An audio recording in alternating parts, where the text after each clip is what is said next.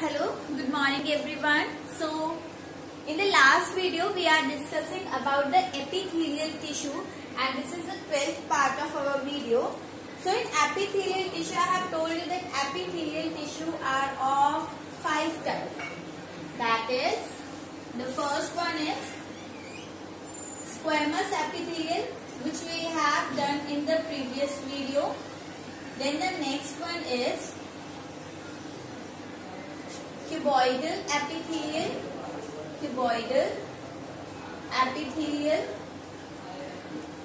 Third one is columnar epithelial, Then the next is ciliated epithelial,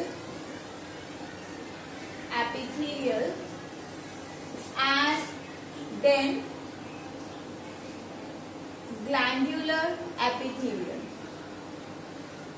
Actually, the epithelial is of 3 kinds, the first 3 types, and these two are the modification of your columnar and cuboidal. Okay, तो basically 3 type की है और इन्हीं का modification है ciliated and glandular. So the squamous we have done in the previous video. So today I will start with your cuboidal epithelial. In this epithelial, if we saw the structural difference between these all epithelial, तो यहाँ पर अगर हम इनके structure की बात करें बच्चा तो क्या डिफरेंस आता है. देखो स्क्वेमस की अगर हमने बात की थी कि यहाँ पर इरेगुलर शेप के फ्लैट सेल्स हैं, ठीक है. In case of cuboidal, as the name suggest, the cells are cube like, यानी जितनी उनकी चौड़ाई होगी उतनी ही उनकी क्या होगी, लंबाई होगी. तो क्यूब शेप के हैं. So the cells are cube like and with the prominent nucleus along with the cytoplasm, and the cells are similarly placed over the basement membrane as in case of your squamous. तो ये तो हम बात कर चुके हैं, epithelial cell जो है वो सारे ही आपको किसके ऊपर मिलेंगे, प्लेस. यहाँ पर इस तरह की बेसमेंट मेम्ब्रेन के ऊपर आपको प्लेस मिलेंगे जहाँ पर ब्लड वेसल्स और नर्व सेल्स का क्या होता है, नर्व फाइबर का नेटवर्क होता है. So in this the cells are cube like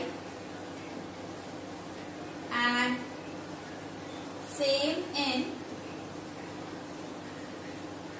length and breadth. Okay, लंबाई और चौड़ाई क्या होगी, सिमिलर होगी. Then coming to the columnar, in columnar the cells are elongated or we can say pillar like this, elongated and pillar like, and here the nucleus is also somewhat elongated and generally placed near the base. तो यहाँ पर आपका elongated nucleus होगा और generally आपका क्या होता है, मोर और लेस आपके बेस पर प्रेजेंट होता है. And along with the same cytoplasm, so here also we have cytoplasm and the cells are placed over basement membrane. तो ये आपका बन गया कॉल्यूमनर. तो कॉल्यूमनर के स्ट्रक्चर में क्या डिफरेंस आया, their cells are elongated and pillar like with elongated nucleus which is generally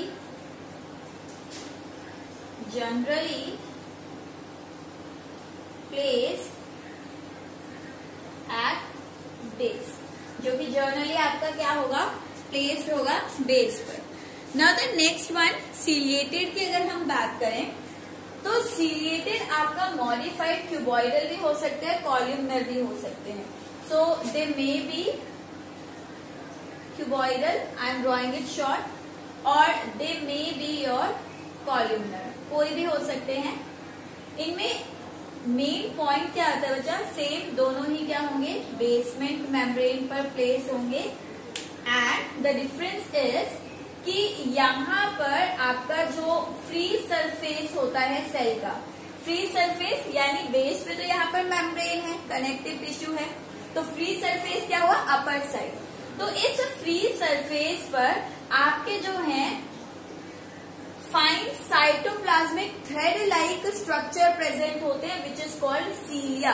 तो फ्री सरफेस पर आपको सीलिया मिलेंगे विच इज साइटोप्लाज्मिक एक्सटेंशन और we can say cytoplasmic projection. ये आपके सेल का साइटोप्लाज्म है, यहीं पर आपके कुछ ग्रेन्यूल्स प्रेजेंट होते हैं which are called basal granule. And from basal granule the fine thread like structure arised like these. So these fine delicate thread-like structure or hair-like structure which arises from the basal granule are called cilia.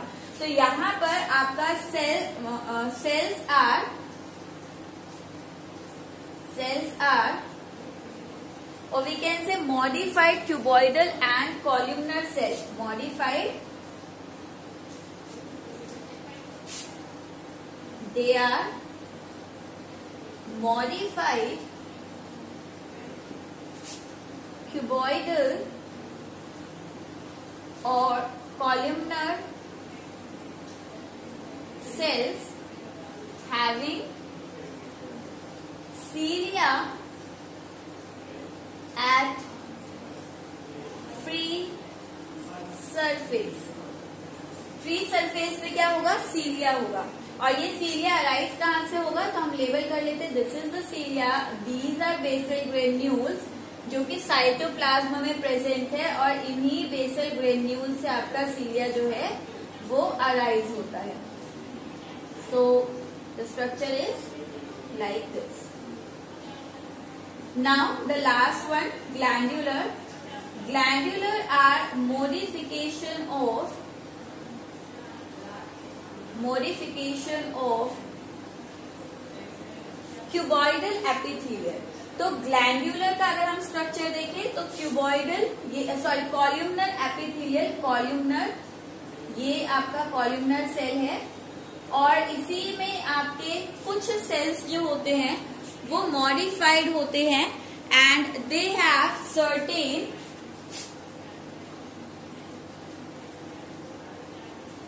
areas like this for secretion of chemical। So यहाँ पर these are modified columnar cells, same cytoplasm होगा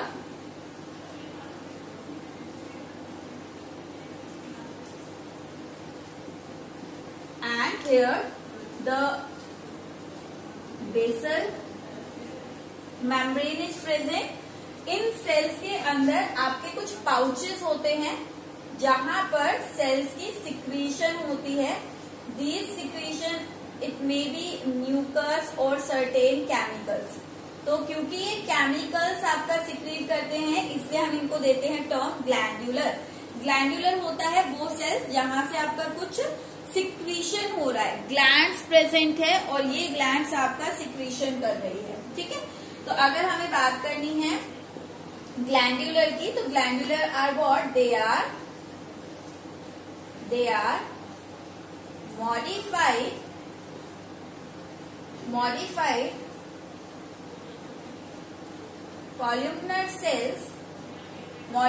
columnar cells है which are secreting certain cells which are secreting certain chemicals। ये कुछ chemicals secrete करते हैं और क्योंकि केमिकल सिक्रीट करे इसलिए इनका नाम क्या है, glandular. Now if we talk about the function, ये तो हमने स्ट्रक्चरल डिफरेंस देख लिए सब में। अगर हमें बात करनी है फंक्शन की तो फंक्शन क्या है, सी आपका क्यूबॉइडल एपिथेलियम का जो फंक्शन होता है ये कई जगह पर प्रोटेक्शन भी कर रही होती है, कई जगह पर एब्जॉर्प्शन भी कर रही होती है and at some places it is playing the role of secretion, also secretion भी कर रही होती है। Similar in case with columnar, ये भी प्रोटेक्शन, एब्जॉर्प्शन, सिक्रीशन सब करेगी। सीलिएटेड का मेन आपका वर्क होता है कि ये ट्रांसपोर्ट कर रही होगी। सीलिया जो फाइन थ्रेड लाइक स्ट्रक्चर है बच्चा, ये आपका एक डायरेक्शन में जब मूव करते हैं तो ये मॉलिक्यूल्स का मूवमेंट करवाते हैं। जैसे सीलिया एक बार उस तरफ मुड़ेंगे सारे, फिर वापस आएंगे, फिर वापस जाएंगे। तो सीलिया आपके फाइन थ्रेड लाइक स्ट्रक्चर है जो एक पर्टिकुलर डायरेक्शन में मूवमेंट शो करते हैं, जिसकी वजह से ये मॉलिक्यूल्स का क्या कराते हैं, सब्सटेंसेस का ट्रांसपोर्ट कराते हैं। तो यहाँ पर इसका मेन फंक्शन क्या होगा, ट्रांसपोर्टेशन। एंड ग्लैंडुलर का मेन फंक्शन हो जाएगा सिक्रीशन, क्योंकि ये क्या कर रहा है, केमिकल को सिक्रीट कर रहा है। So here the main function is secretion. Okay, अब यहाँ पर ये तो आपने पढ़ लिया इनका structure and about their function.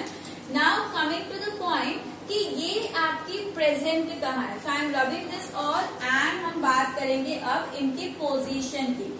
तो it is present in pancreatic duct,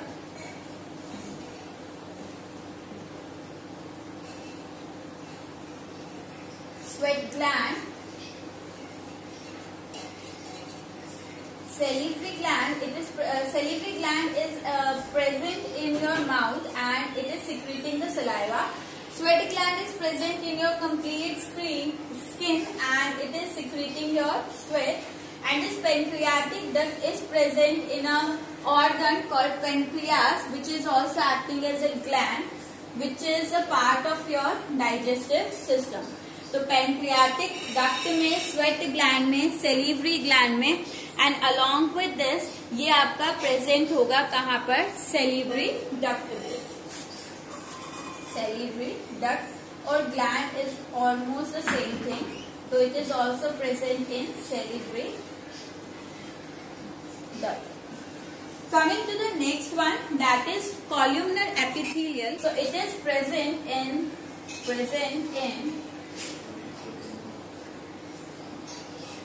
the lining of stomach, intestine and gallbladder. This gallbladder is actually the pouch-like structure which is present inside the liver and store a juice called bile juice which is helping in the fat degradation. तो अगर कोई पूछे gall bladder कहाँ present होता है, तो ये आपका पाउच लाइक स्ट्रक्चर है which is present in the liver. Now the next one, ciliated epithelial. If we talk about the ciliated epithelial, then it is present in the ciliated में हमने बात की थी. सिलिएटेड में आपका क्यूबॉइडल भी हो सकता है और कॉल्यूमनर भी हो सकता है. तो इफ इट इज क्यूबॉइडल, तो cuboidal ciliated cuboidal cells they are found in sperm duct which is present in male. Male के अंदर जो मेल गैमेट होता है दैट इज स्पर्म. तो ये स्पर्म एक डक्ट के अंदर फॉर्म होता है, इसे हम स्पर्म डक्ट कह रहे हैं. वहां पर आपका क्यूबॉइडल एपिथेलियल मिलेगा and along with this it is also present in some urinary tubule of kidney. तो ये आपका sperm duct and urinary tubules, यानी कि वो ट्यूब जिसके थ्रू यूरिन एक्सक्रीट आउट होता है बॉडी से, वहां पर आपको ये सेल्स मिलेंगे. Now the next that is columnar epithelial. ये बच्चा कहाँ प्रेजेंट होगी, कॉल्यूमनर सिलिएटेड. ये आपकी प्रेजेंट होगी ओविडक्ट में. Oviduct is the tube which is carrying और help in the transport of egg. So this oviduct is present in female. तो जैसे स्पर्म डक्ट है ट्यूब जो कि स्पर्म को फॉर्म करती है और कैरी करती है, उसी तरह ओविडक्ट जो है वो भी एक ट्यूब है जिसके थ्रू एग जो है वो ट्रांसपोर्ट होता है. Along with this columnar epithelial is also present in nasal passage, यानी कि आपके नोज में. तो यहाँ पर भी ये म्यूकस और एयर का ट्रांसपोर्ट कर रहा है. And along with this bronchioles which is a tube or duct inside your lungs. तो लंग्स में जो ब्रोंकियोल्स होते हैं, छोटी छोटी पाइप्स होते हैं जिसके थ्रू एयर जो है वो ट्रांसपोर्ट हो रही है, वहां पर भी आपका सिलिएटेड एपिथेलियल फॉर्म होगी। And the last one glandular, I am writing it here क्योंकि वहां स्पेस नहीं है। तो ग्लैंडुलर एपिथेलियल आपकी कहाँ पर होगी पोजीशन वाइज? सो ये बच्चा आपको मिलेगी गैस्ट्रिक रीजन में। Gastric region is actually term we are using for stomach. Along with this ये आपका मिलेगी पेनक्रियाटिक डक्ट में। Again pancreas is also the part of your digestive system, तो पेनक्रियाटिक डक्ट में मिलेगी। और इसके बाद आपका डाइजेस्टिव सिस्टम का ही पार्ट आता है इंटेस्टाइन। तो इंटेस्टिनल सेल्स जो हैं वो भी आपकी किस नेचर के होंगे? ग्लैंड्यूलर। वहां पर भी आपको ग्लैंड्यूलर एपिथेलियल मिलेगी। ठीक है, सो बच्चा this is all about your epithelial tissue. और यहाँ पर इसके साथ हमारा टिश्यू चैप्टर जो है वो होता है over. So if you have any doubt or any doubt related to your NCERT, so आप अपने doubts जो हैं वो मुझसे पूछ सकते हैं लाइव सेशन में। ओके, एंड कोई टॉपिक नहीं समझ आया तो हम उसे रिकॉल कर लेंगे। Then after this, from the next week, we will start our next chapter, that is why do we fall ill. Thank you.